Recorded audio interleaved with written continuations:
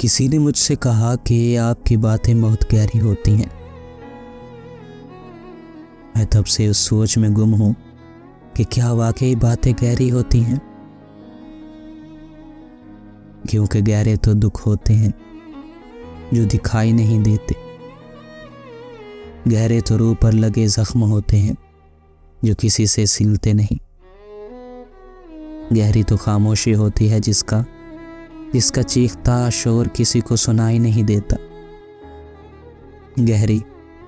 गहरी तो दर्द की रात होती है जिसमें कोई रोशन सितारा तलू नहीं होता। गहरे तो दिल होते हैं जो हर एहसास को अंदर दफन कर लेते हैं। और गहरी तो मोहब्बत होती है जो पुरानी होकर भी फीकी नहीं पड़ती। मगर क्या बातें भी गहरी होती हैं? क्या वाकई